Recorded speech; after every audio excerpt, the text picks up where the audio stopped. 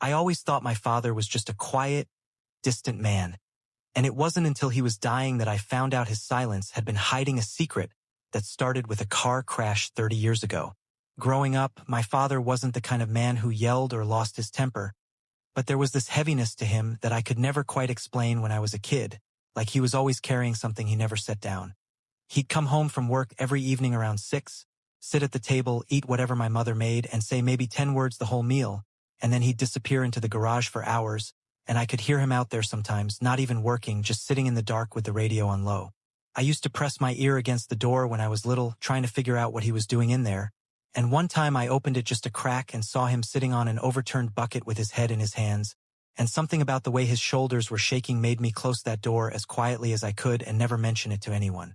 I remember asking my mother once, when I was maybe 10 years old, why Dad never really talked to me the way other dads talk to their kids, and she got this look on her face, kind of sad and kind of tired, like the question itself hurt her somehow.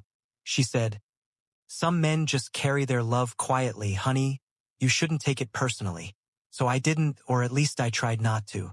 I learned to read him in other ways instead, in how he'd fix my bike without me even asking, in how he'd stand outside my bedroom door at night sometimes, just standing there like he was working up the courage to come in and say something, and then I'd hear his footsteps walk away.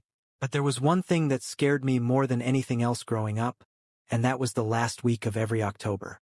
Every single year, on the same exact day, he'd take the truck early in the morning before anyone woke up, and he wouldn't come back until well past midnight, and when he did come back, he smelled like whiskey, and his eyes were red like he'd been crying for hours, and he'd sit in the driveway in the dark for a long time before he ever came inside. Nobody in our house ever asked him where he went. It became this unspoken rule, like a door you knew better than to knock on, and the older I got, the more that silence started to feel less like privacy and more like something dangerous, something I was scared to actually understand.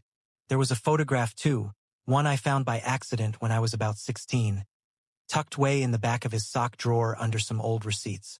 2 men standing next to a car, laughing about something, arms around each other's shoulders like brothers.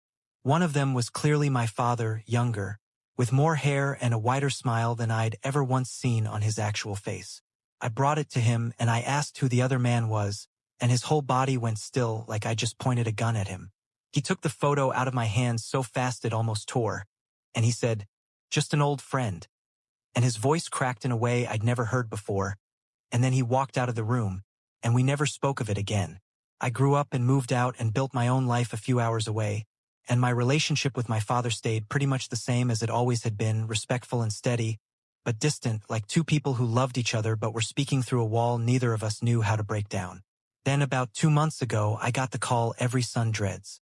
My mother's voice was shaking so hard I could barely understand her at first, and she said, "You need to come home right now. They don't think he has much time left." And I remember standing in my kitchen with the phone in my hand, feeling the floor tilt underneath me. I drove through the night to get there, and by the time I walked into that hospital room, he looked so much smaller than I remembered, pale against the sheets, tubes running into his arm, a machine beeping steadily beside the bed like it was counting down something neither of us could stop. He turned his head slowly when he heard the door open, and when his eyes found mine, I saw something in them I had never seen before in my entire life, something that looked almost like relief, like a man who had been holding his breath for 30 straight years and knew this was finally the moment he was allowed to let it go. He reached for my hand, and his grip was so much weaker than I remembered it being, and he whispered, "Come closer. There's something I need to tell you, and I should have told you a long time ago." And the way he said it made my chest go tight, because I understood right then that whatever he was about to say was going to change something in me that I could never change back. I pulled the chair right up against the bed and sat down, and I told him to take his time, even though that machine beeping beside us made it feel like time was the one thing neither of us actually had.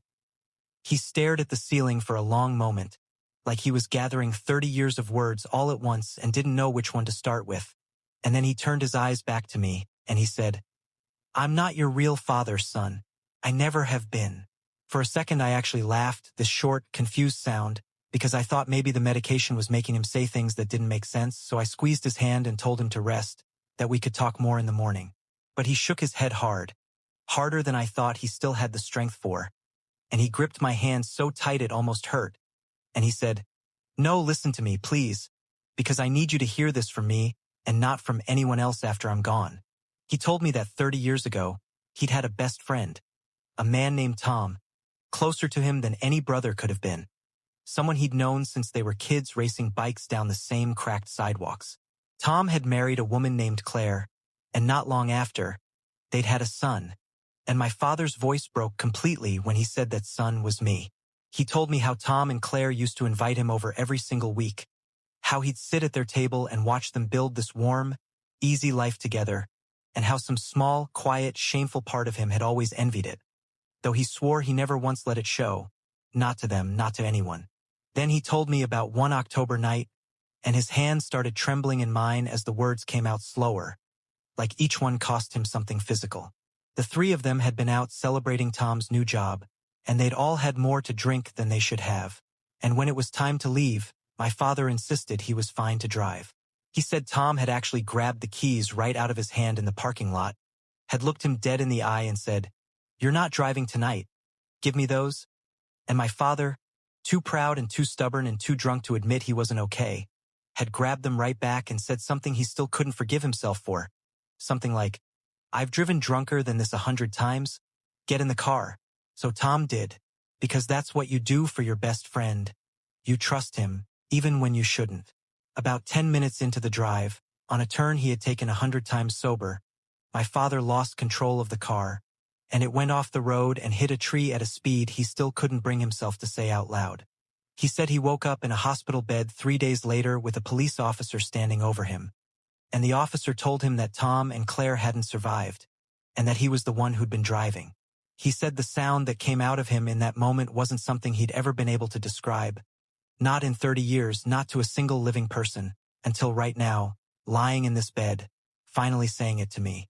His voice broke completely when he got to the next part, and he had to stop and just breathe for a while, staring at the ceiling like he needed permission from something up there to keep going. He said that when he found out you were only 8 months old at the time, sitting at home with a babysitter who had no idea her whole world had just ended, something in him made a decision right there in that hospital bed, broken ribs and all, that he was going to spend whatever was left of his life trying to make it right, even though some part of him always knew he never actually could. So the second he was well enough to stand, he fought for custody, told the courts he was practically family since he was your godfather, and somehow, after months of paperwork and pleading and promises, they let him bring you home. "I never told you the truth," he said, tears sliding sideways into the pillow now, "because I was terrified that the moment you knew, you'd look at me the exact same way I looked at myself every single morning in the mirror, like the man who killed your parents and then had the nerve to raise their son. And I don't think I could have survived that, because loving you was the only thing that ever made any of it feel like it meant something." He told me that was where he went every October, first to the crash site and later, once he could stand it, to their graves, sitting there for one entire day so the guilt wouldn't follow him home and poison the other 364. The whiskey wasn't for celebration, he said. It was the only thing that let him carry what he'd done and still walk back through our front door and be a father like nothing was wrong. I sat there holding his hand, and for a long moment I couldn't say a single word, because 30 years of silence suddenly made complete and painful sense. Every quiet dinner, every October disappearance, every time he flinched away from that photograph like it physically hurt to look at. And underneath the shock, underneath the strange, sudden grief for parents I never even got the chance to know, there was something else rising up in me too, something I wasn't expecting, and it was the memory of every single sacrifice this man had quietly made for me without ever once asking for credit or comfort in return. "You could have told me," I said quietly, and he nodded, more tears running down into the pillow beneath him. "I could have," he said, "but I was so afraid of losing you, and by the time I understood that not telling you was its own kind of lie, I didn't know how to start. So I just kept not starting year after year until there was no time left." I leaned down close to him, close enough that I could feel how shallow his breathing had become, and I told him that he raised me, that he was there for every scraped knee and every graduation and every single hard year of my life, and that none of that stopped being true just because of how it began. I told him I forgave him, and I meant it with everything I had, because the man lying in that bed wasn't the drunk kid who caused an accident 30 years ago. He was the man who spent every single day since then trying to become someone worth loving. He looked at me like he'd been waiting his entire life to hear those exact words, and he squeezed my hand one last time, and he said, "Thank you for letting me be your father." And I said, You always were, Dad. You always were. He passed away 2 days later, with my hand still in his and my mother on the other side of the bed. At the funeral, I stood by his casket long after everyone else had gone back to their cars, and I finally said the words out loud that he never once let himself believe while he was alive. You were my father, I told him. The only one that ever mattered, and nothing you told me changes that.